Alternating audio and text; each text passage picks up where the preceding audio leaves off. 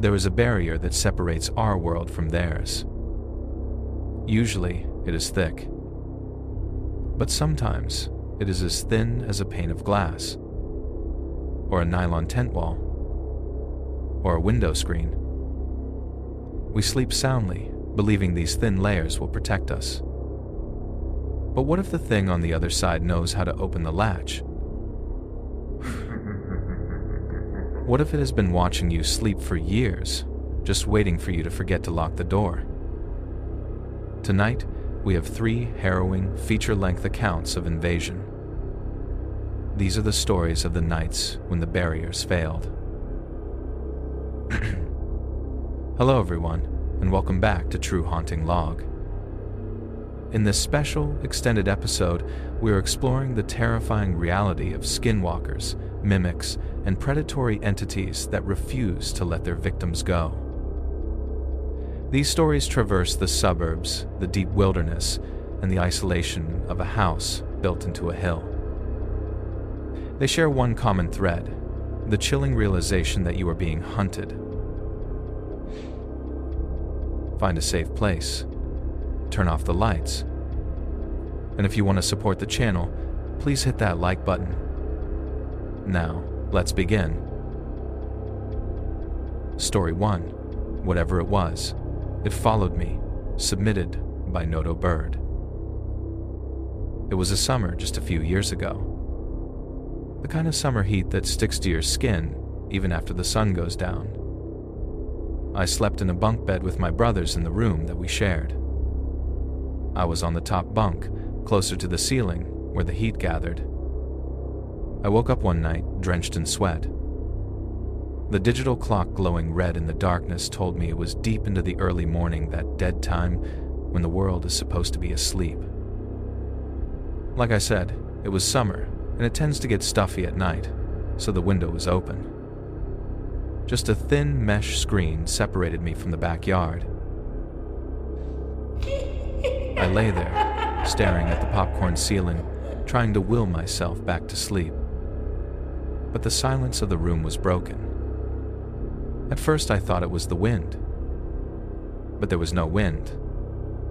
I could hear a sound coming from the window. Very slow, raspy breathing. It sounded wet. It sounded like lungs that were filled with fluid, struggling to pull in air. And then, a new sound joined it. Scritch, scritch, scritch. The sound of the window screen being scratched. It wasn't an animal trying to get in. It was rhythmic, deliberate, gentle, almost, like a fingernail testing the durability of the mesh. My heart hammered against my ribs. I quietly rolled over onto my stomach and inched toward the edge of the top bunk. I looked over the side of the bed, down at the window.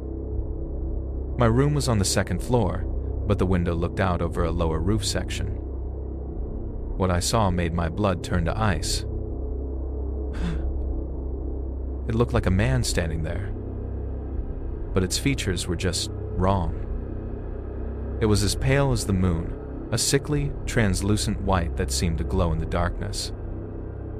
It was bone thin. I could see the ridges of its spine pressing against its skin. It had unbelievably long arms. They hung down past its knees, joints popping at odd angles. And it had a hand with long, spindly fingers scratching at the screen of the window. But the eyes... its eyes gave off a soft glow. The bioluminescence, not a reflection like a cat, sort of lit up the room a little bit, casting long, eerie shadows across the floor. It wasn't trying to break in. It was just looking around the room from behind the window. It was studying us, like we were specimens in a jar. I watched as its gaze swept over my brothers in the bottom bunk, then moved to the toys on the floor, then back to the sleeping forms. It was examining the room with a cold, alien intelligence. From what I could tell, it hadn't spotted me yet. I was paralyzed. I couldn't get out of bed without it seeing me. If I moved, the bed springs would squeak. If I screamed, it might break the screen before my parents could get there. So I just crawled to the other side of the bed, the side by the door, away from the window. I pressed myself against the wall, pulling my knees to my chest. I lay silently terrified until morning. I listened to that scratching for what felt like an eternity. It left after about an hour, judging by the digital clock on top of the TV. The sun finally broke the horizon, and I ultimately passed out from exhaustion. The next morning, I went outside. I had to know. I studied the window from the ground. Whatever had been there had to have been at least 7 feet tall. Because the window is about 5 feet off the ground, the person was hunched over to look inside. There were faint scratches on the screen. I told no one. I thought it was over. A few weeks go by. I go on a camping trip. My brothers were in Boy Scouts, and I was allowed to go on the camping trips with them, which I loved because I've always loved the forest. I thought leaving the suburbs would be good for me. Get away from that window. It was in this enormous forest in the middle of nowhere. The property belongs to someone from Scouts, and there's nobody else for miles. Deep woods. Everything goes fine. It was a fun day of fishing and hiking and s'mores. The fire died down, and the darkness of the forest pressed in. Everyone's about to get in their tents for the night. Then, everyone is silenced by an echoing, blood-curdling scream. Ah! It tore through the trees. It didn't sound like an animal. It sounded like a woman being murdered, but with a metallic, grinding undertone. It was definitely absolutely not a fox. I know what foxes sound like. There haven't been mountain lions in the state for centuries, so it couldn't have been one. The scoutmasters looked uneasy, but they assured us it was just a bobcat. We all knew they were lying. Somehow, and I don't know how everyone was able to get some sleep after that. Exhaustion is a powerful thing. I convinced myself to get into the big family tent, and soon, feeling safe and warm sandwiched between my brothers, I'm out cold. But the nightmare wasn't over. I woke up to a sound. A familiar sound. Scritch, scratch. The sound of the tent fabric being scratched at. My eyes shot open. I look around, and on one of the nylon walls, long scratches are being made periodically from the outside. I could see the fabric depressing where the nail dragged down. It was testing the material, searching for a way in. I turn on the lantern hanging from the ceiling. The light flooded the tent, and it stopped. But the light cast a shadow against the tent wall. I can see its silhouette. It's the same thing from only weeks before. Large, tall, and bone-thin with long arms and legs bent at impossible angles. It stood there, frozen, realizing it had been spotted. And then, it creeps away. It moves silently, like smoke. But it didn't leave. It begins to do the same thing to the other tents around the campsite. I could hear it, moving from tent to tent, looking for an unlocked zipper, looking for someone who is awake. I wait for it to finally leave, and I turn off the lantern, staring and in shock. I was somehow able to fall asleep, mostly out of pure terror-induced shutdown. My dad's really into paranormal stuff, but I honestly don't know how he'd take all this. I haven't told it much, and everyone who listened dismissed it. I haven't seen it since, thank God. But the realization haunts me. Whatever it was had followed me, from my house in the suburbs to the forest out of town. It knew where I went. I've always slept on the other side of the bed since then, away from my window. After doing some research, I think this mostly matches the creatures known as skinwalkers, or maybe a wendigo. But names don't matter. What matters is that it knows who I am. Story 2, Thing in the Forest, submitted by Cole. Okay, so for privacy reasons, I will not be using my real name in the story. My name is Cole. I was in middle school and 14 when the incident happened.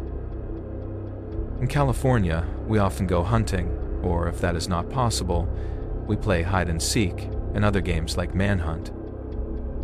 It was an innocent time.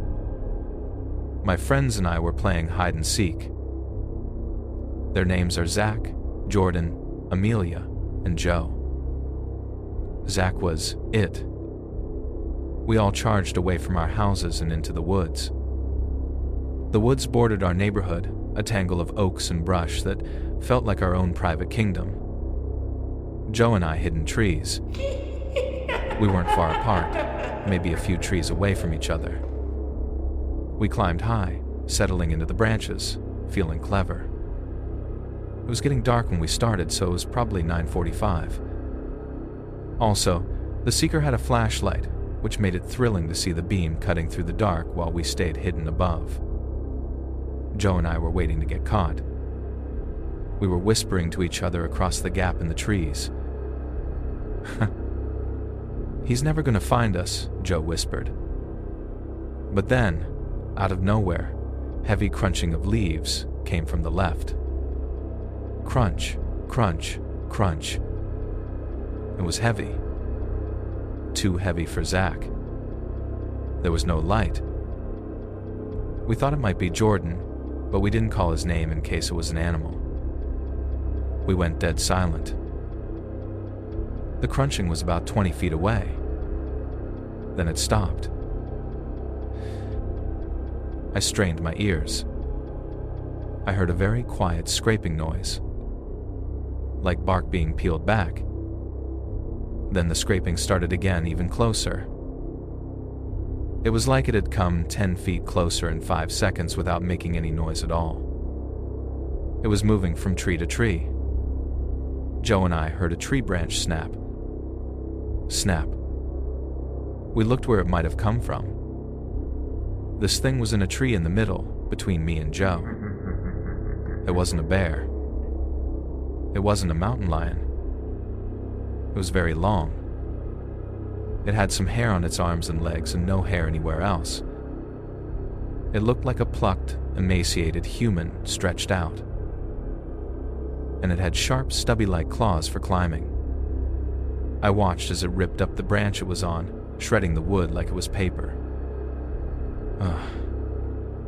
It turned its head. This thing was looking at me now. I was scared out of my mind. I felt like prey. It made a roar or a hiss, a sound of pure aggression. And in a fraction of a second, it launched itself.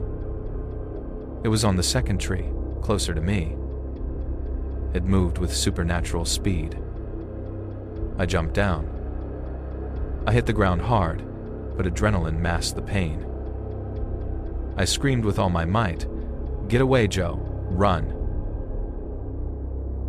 The creature was now in the tree that I was in merely seconds before. I heard the wood splinter where I had just been sitting. Joe heard me and jumped out of his tree. We ran. We ran so fast that my lungs felt like they were bleeding. We were in my house in an instant. We slammed the door and locked it.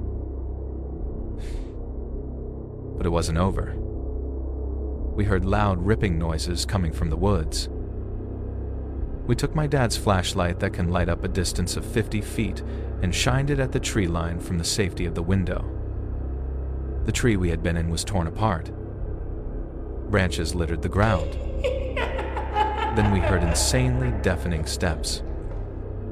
Boom, boom, boom. Heavy, angry. We shined the light in the forest again, and it was making its way toward us.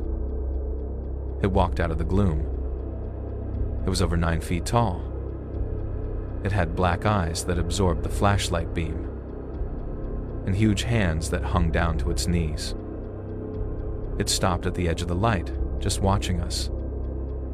We flew inside, locked all the windows and doors, and called our parents and the police. Jordan, Amelia, and Zach ran inside when they heard us screaming. We huddled in the living room waiting for the police. By the time they arrived, the thing was gone. But the tree was still destroyed. I don't know what I saw that cold day, and I'm glad I made it out alive at all. Story 3, Something Was at the Door, submitted by Nathaniel. Olive is less than Hashone. 5 is greater than. My name is Nathaniel, but most of my family members call me Nate or Nathan. By the time these events had happened, I had fully moved out of my aunt's acreage and had been living in my creepy house for about 5 years. I had turned 11, and I had come to visit my aunt and uncle for a family get-together to say hi and hang out with my cousins. I will give a little background information about the house because the layout is crucial to understanding why we were so trapped. It was built by my aunt and uncle before I was born. It lay on a hill with part of the basement not inside of the ground because the hill is sloped. A walkout basement. The part of the house that is not in the dirt faces the woods. The living room has 3 windows on the left side and a large door next to the last window. There is also an inlet area to the very far right that has a counter or bar-looking area. This is buried under the hill, so it doesn't have any windows. It feels subterranean. The hallway has a bathroom at the end, and the stairs lead to the living room. There are 2 spare rooms and a toy room on the right side. The toy room also leads into a room that connects to the outside through a little door and window. This room isn't usually locked because the door that leads to the toy room is locked 100% of the time. This door that connects to the toy room is made of wood and has a pane of misted, translucent glass. You can see shapes through it, but not details. We had to stay the night because my mom and aunt got drunk after dinner. My brother and I had to sleep in the basement, and I was fine with it because I had stayed there many times before. My brother and I were forced to stay in the same room downstairs by the living room, which faced the woods directly across from the house. The windows facing the forest are split up, and there are 3 of them on the left side of the room. They are 5 feet by 3 feet windows and are very large, like giant eyes looking out into the dark. The room also has a door on the right side of the room just next to the last window on the left. This door doesn't have a lock on it, it's just a doorknob, a flimsy barrier against the night. It's not like I haven't seen wolves, coyotes, bears, and mountain lions. Since I am an avid hunter, I'm quite sure the thing I saw that night was something else. During the night, around 3:00 inches the morning, I had gotten up to get a drink. The house was silent, heavy with the smell of alcohol and sleep. While I was in the washroom, I heard a tapping sound from the living room. Tap, tap, tap. And then I heard my name called. Nathaniel, come here. Wait, no, it wasn't a sneeze, it was a glitch. The voice stuttered. The voice sounded like my mom's, which I found strange because she usually calls me Nathan. But she was intoxicated, so I didn't feel too concerned, thinking she was drunk and was sleeping on the downstairs living room couch. I thought maybe she needed water. I peered around the corner of the hallway to look into the living room. This, however, was a mistake. What I saw was a large figure standing about 5 feet from the window. Outside. It was illuminated by the faint moonlight. The only features it had that I could see were its arms.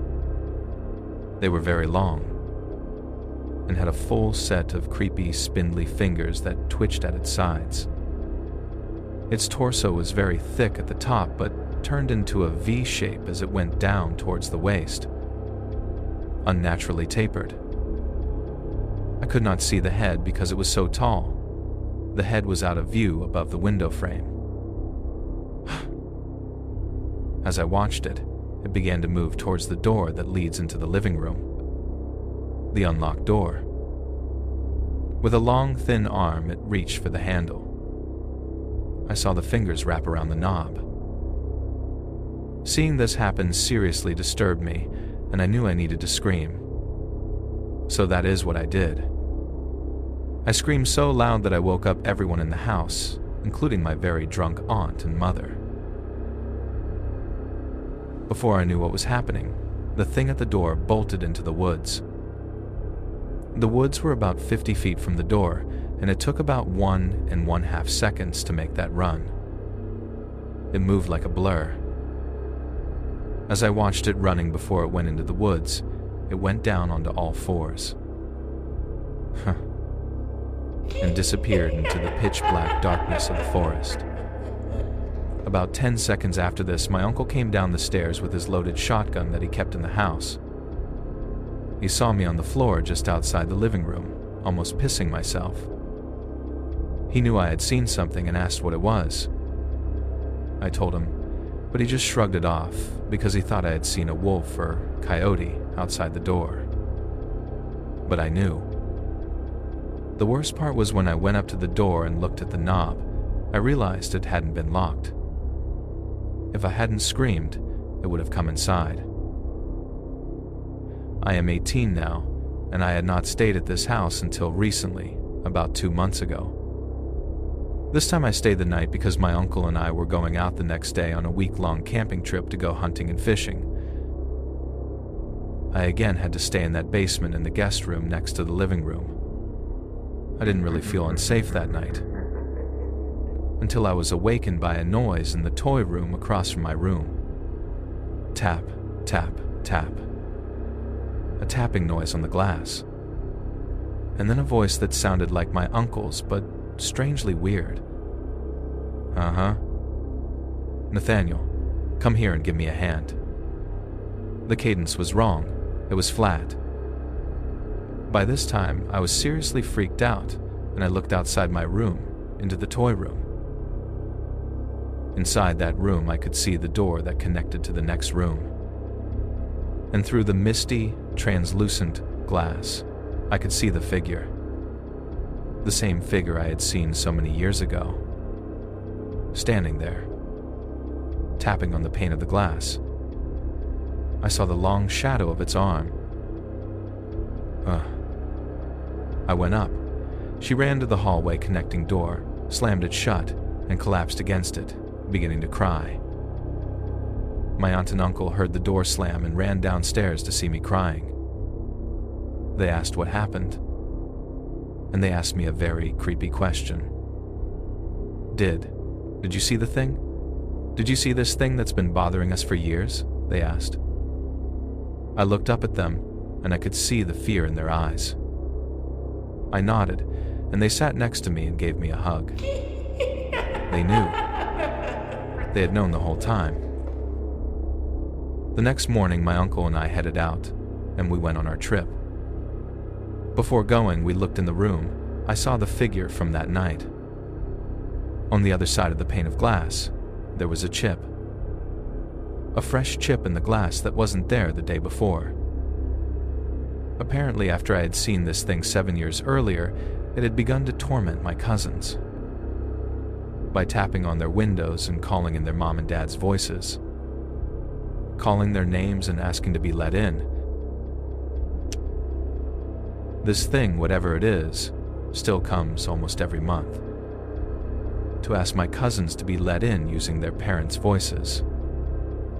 And one day, someone might just open the door. If you have a story you would like to share, be sure to send it to truehauntinglog skinwalkers@gmail.com. We read every single submission. If you enjoyed these stories, please leave a like and a comment down below. Let us know. Would you have opened the door? Don't forget to share this video with a friend and subscribe for more true horror. Thank you for listening, and have a good night.